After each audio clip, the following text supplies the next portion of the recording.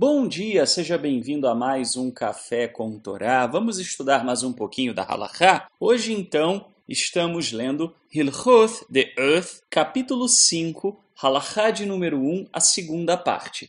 Lembrando que na primeira parte nós falamos sobre a questão do comportamento dos sábios e de como isso se espelha em todos os aspectos de suas vidas. A segunda parte da Halachá continua dizendo: em que isso implica? Um sábio da Torá não deve ser um glutão. Ao contrário, deve comer alimento que manterá seu corpo saudável sem comer excessivamente. Não deve buscar encher seu estômago como aqueles que se estufam com comida e bebida até que seus ventres estouram. Eles são aludidos pelo profeta: e espalharei esterco sobre os vossos rostos, o esterco das vossas festas solenes. Isso em Malaquias 2:3. Nossos sábios explicam: essas são as pessoas que comem e bebem e fazem de todos os seus dias como dias festivos. Eles dizem: coma e beba, pois amanhã morreremos. Esse é o alimento dos iníquos. São essas as mesas que o versículo censura, dizendo: porque todas as suas mesas estão cheias de vômitos e imundícia, e não há lugar limpo. Isso em Isaías 28:8. Ao contrário, um sábio come apenas 1 ou 2 pratos, comendo somente o suficiente para supri-lo. Isso é suficiente para ele.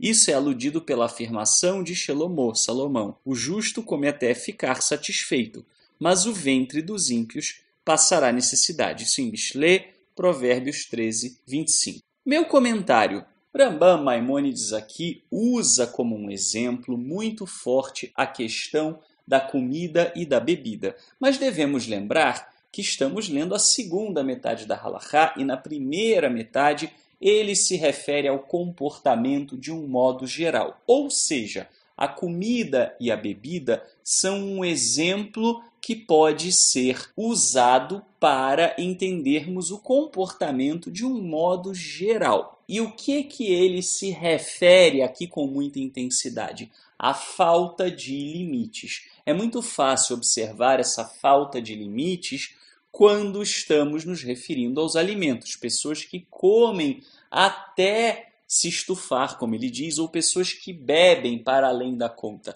É curioso que a medicina moderna realmente tenha chegado a essa conclusão, de que não devemos comer para além do nosso apetite. Rambam Maimônides, então, nos fala que o objetivo da Torá é que nós saibamos reconhecer as nossas necessidades, tanto físicas, quanto psicológicas, quanto espirituais, e que não busquemos negá-las, não busquemos trabalhar como se elas fossem coisas que nós devemos ignorar, principalmente as nossas necessidades físicas. Não, nós devemos olhar para as nossas necessidades de um modo geral e entender que sim, elas podem ser positivas. Sim, você pode se dedicar ao seu trabalho, ao seu descanso, à sua refeição, até mesmo à sua intimidade, sem nenhum peso na consciência e entendendo que isso não afasta da espiritualidade.